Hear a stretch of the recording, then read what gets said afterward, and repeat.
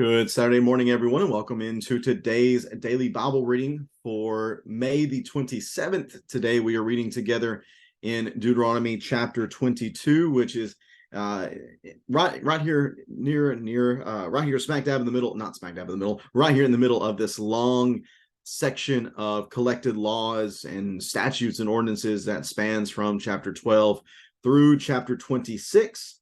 Today we're looking at a number of laws concerning how you treat one another, and then how you also treat God's creation. There's going to be a number of things that we're going to see in the second half of this chapter that pertain to relationships, sexual relationships, and really things that are rooted in family, making sure that the families that make up Israel are what they need to be. Because if they're not, if they have issues, such as we're going to see here, if they either there's bad relationships within the marriages, or if marriage gets off on the wrong foot because it has to begin through illicit sexual conduct, or maybe marriages are broken up over adultery, just all these issues lead to families not being what they need to be, and leads to really trouble for Israel, which we should know a little bit something about that, because we look at our own culture, because families are so broken today, we have a lot of issues to go along with that as well. So let's read here in Deuteronomy chapter 22. I will get the text up on the screen for us. Deuteronomy chapter 22 and verse number 1.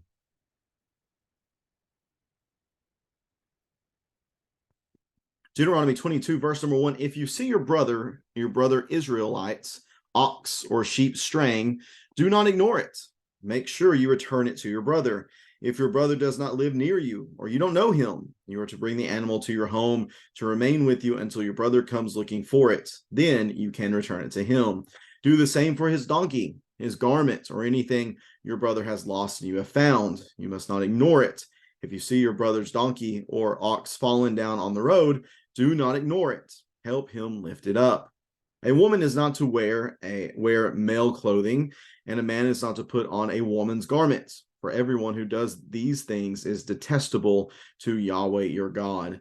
If you come across a bird's nest with chicks or eggs, either in a tree or on the ground along the road, and the mother is sitting on the chicks or eggs, do not take the mother along with the young. You may take the young for yourself, but be sure to let the mother go free, so that you may prosper and live long.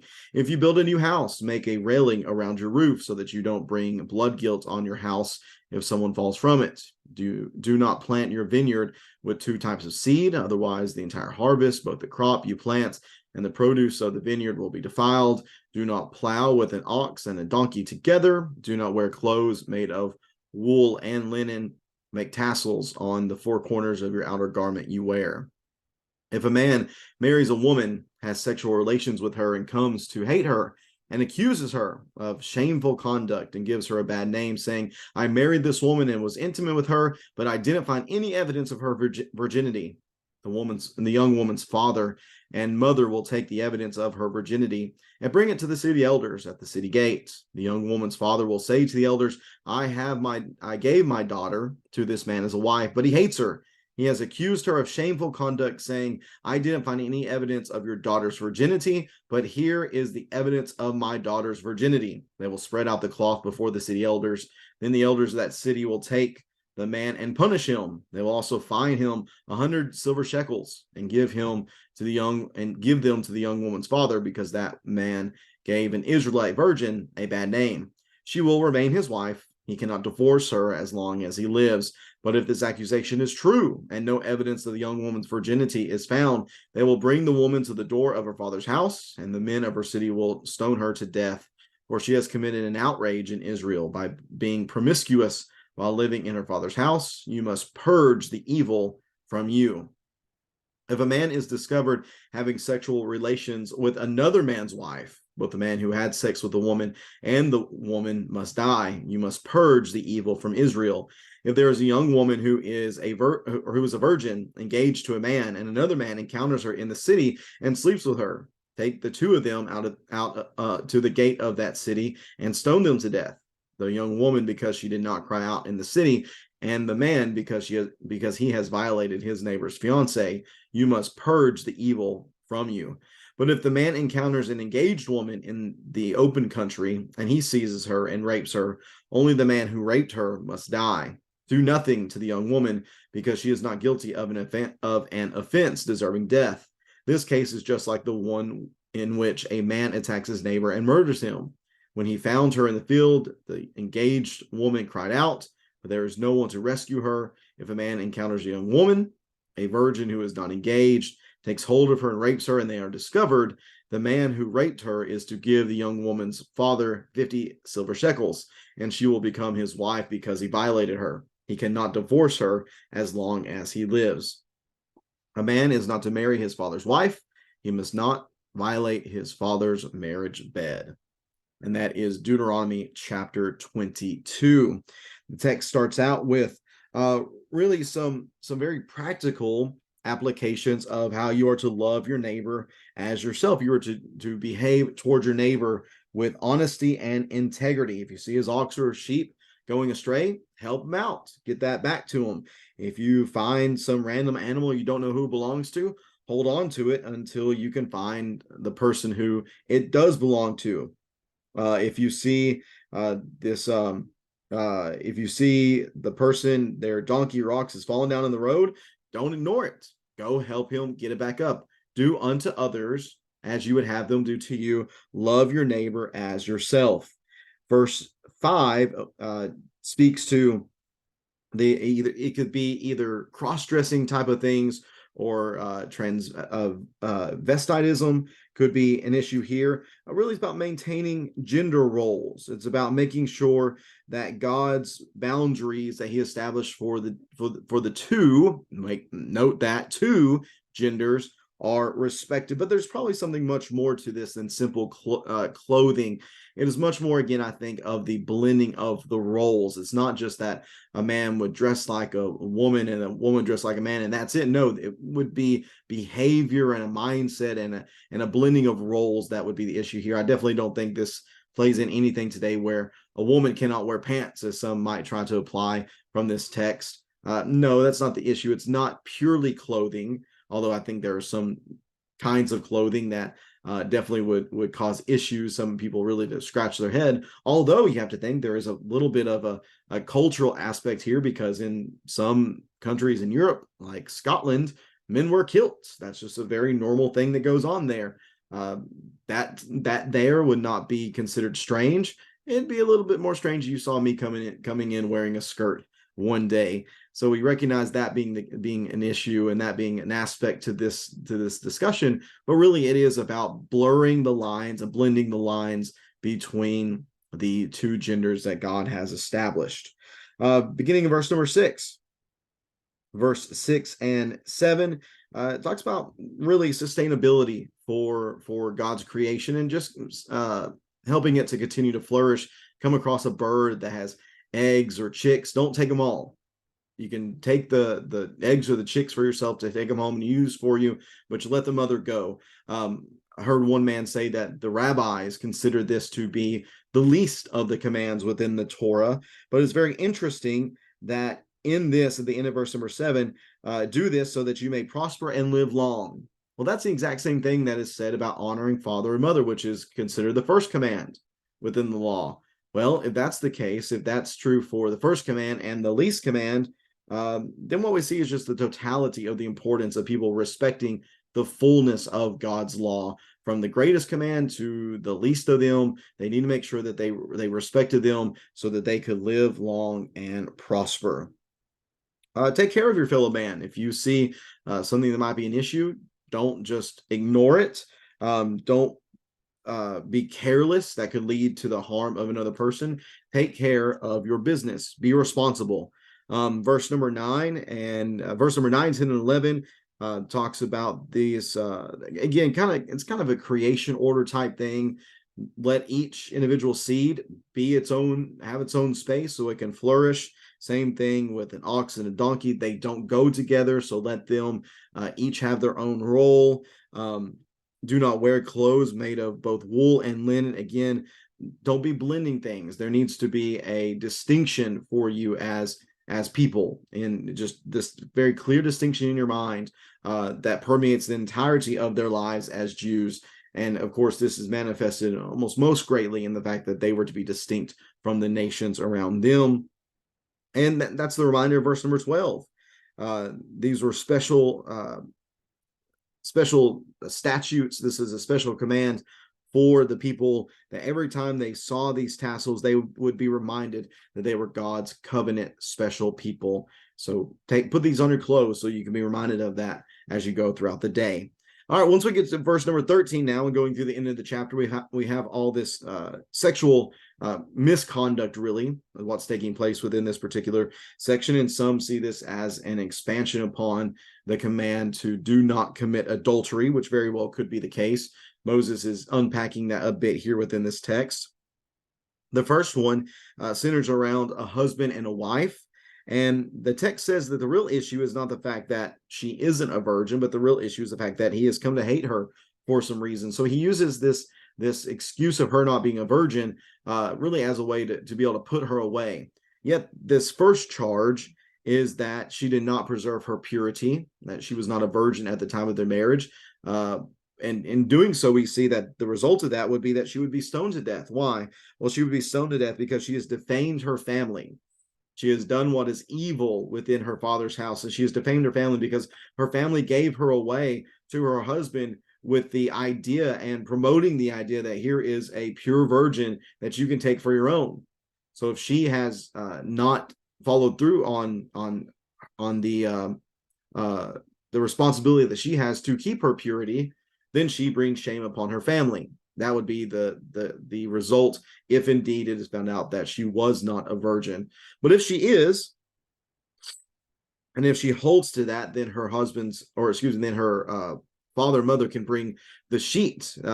Presumably the idea here is that the sheet that would have been on the bed during the consummation of their marriage would actually be kept. That's was a practice of ancient cultures to keep that for a situation like this, in case there is some sort of claim that she was not a virgin. You keep that. It has evidence that her virginity was indeed taken on that night.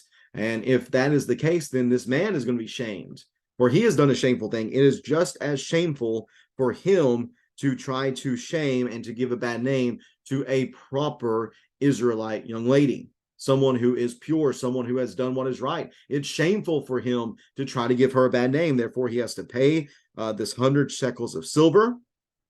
And then there is this other stipulation: he cannot divorce her as long as he lives. He must provide for her everything expected by God. He tried to get away from that previously, but now he is under extra special obligation to do so. And some say there's this idea here as well that the community ensures that this is done, that the community now is going to play a special role in making sure that he does care for her and treat her as he ought to do so. And again, a lot of this gets back to the community of Israel, that when the sexual relationship is confined to marriage, and that is done well, and people respect that, and we don't have this lying and conniving, we don't have the adultery, we don't have the fornication and the rape. Whenever you don't have all those things, then the families of Israel can be healthy and thriving, and that would lead to Israel as a whole being healthy and thriving. Of course, if there's a straight up adultery in verse 22, then both the man and the woman must die. This is a capital offense. This is the breaking of a most sacred covenant. And there is that statement at the end of verse 22, you must purge the evil from Israel. We see that in 22. We also see that in 21. We see that as well in 24. We see it again, I believe, in I'm pretty sure we saw it again. See 24, 22. That might be the last instance of that being said, actually. But here again, this is evil. This illicit sexual activity is evil, and it must be purged from your community. Secondly, beginning of verse 23, if we have a man who takes a woman who is engaged to be married, which their engagement is different than ours. Theirs was a publicly, legally binding agreement. So this woman does belong to another man. But if another man comes in and takes her and they engage in sexual activity, then both of them are to be stoned. Why? Because the assumption is that them having done this in the city, and that's the stipulation here. If this is done in the city, then she had opportunity to cry out and to raise a ruckus so that somebody would come and help her. So the assumption here is that she was willing to go along with it, that she consented to this sexual relationship. Again, you must purge the evil from you.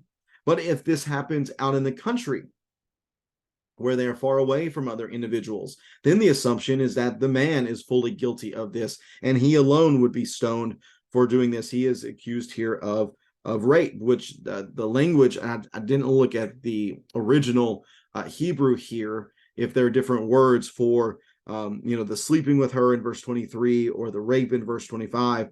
But just from the English perspective, there is a big difference here between the sleeping in verse 24 and the rape here in verse 25. It is the man who is fully at fault here. And for him, he is to be stoned. Again, purge this evil from you.